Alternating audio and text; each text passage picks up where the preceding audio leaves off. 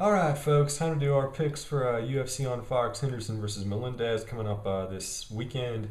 I'm doing it like a week in advance because my schedule is just crazy.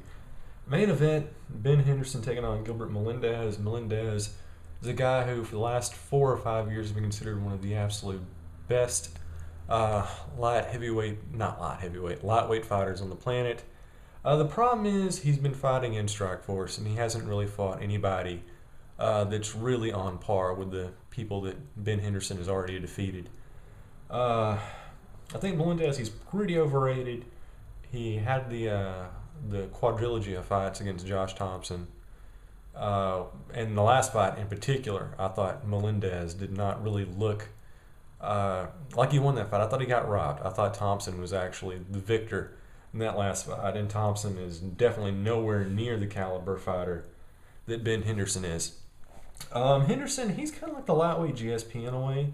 He's figured out, he knows how to do the balance striking. He doesn't go in there and try to go for a knockout, but he can jab you. He knows how to keep his range. He's a really good wrestler. He's good on the ground, good at defending submissions. Melendez, he's pretty good with wrestling, decent striking, but overall I just think Henderson outclasses him in every conceivable category. Better striking, better takedowns, better defense, just all around.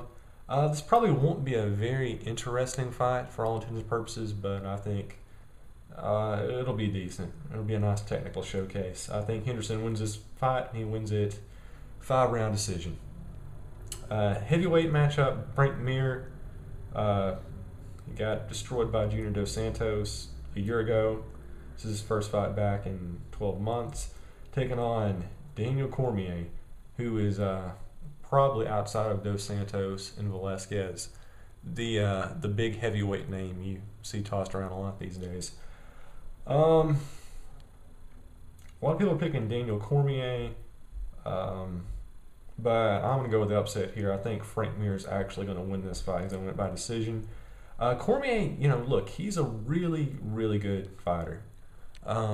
He's got really good wrestling. His striking is pretty good. We saw him knock out Antonio Silva, so that should tell you something. Actually, no, that doesn't tell you anything at all, actually, because everybody's knocked out Antonio Silva at some point. He looked really good against his fight against Josh Barnett, but beyond that, I don't know. I think he's just he's sort of an overrated fighter, and he's really kind of been vaunted because the division right now is just so paper thin, and I think he's kind of setting himself up for failure. He already wants to drop down to 205.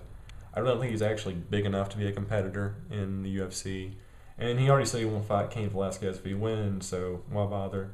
I think Frank Mir goes in there. He's going to play a very smart, strategic game. He's going to try to bully him against the cage. He's going to use his weight to his advantage. He's going to hold him down. It's going to be a pretty boring fight, more than likely. And I think Cormier will drop down to 205 after the fight, and Frank Mir once again becomes relevant in the heavyweight division because we ain't got nobody fighting at 220 plus, sadly. Lightweight matchup, Nate Diaz taking on Josh Thomson. Nate Diaz got destroyed by Ben Henderson. Josh Thomson has been languishing in Strikeforceville for the last couple of years.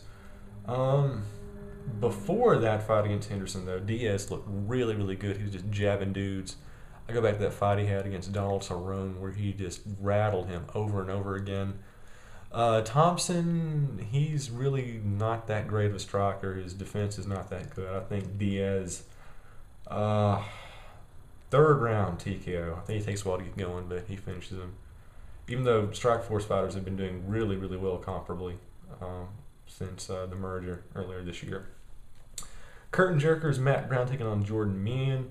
Matt Brown, he's a really, really interesting fighter. He's won so many fights in a row now. Pretty much saved himself from obscurity. Jordan Mein is a hot up-and-comer. This is probably going to be our fight of the night. I think it's going to be very quick. It's going to be very energetic, and it will probably not be a very long fight. Main's a good fighter. Matt Brown's a good fighter, but I think I don't know. I kind of go back and forth. This really could go either way, but I want to go with Jordan Mein. I think he gets the knockout in the second round, kind of a flash knockout at that. So there you go. All right, leaving the prelims. Chad Mendez against Darren Elkins. I'm going to go with Mendez. Norman Park taking on John Tuck. I'll go with Tuck. Francis Carmont versus Laurent Larkin. I'm going to go with Larkin. Decision. Ramsey Needham taking on Miles Jury. I'm going to go with Needham. Joseph Benavidez taking on Darren doesn't matter. I'm going to go with Benavidez anyway. Tim Means against Jorge Masvidal. I'm going to go with Masvidal. And the Facebook fights, TJ Dillashaw against Hugo Viana. I'm going to go with, is it Viana or Villana? Well, I'm going to go with Dillashaw. I got Anthony Nukajama, whatever, against Roger Bowling. I'm going to go with Mr. Unpronounceable last name. And I like Yul Romero. Pardon me. It's kind of hard when you have the size of an ant's eyeball on your screen.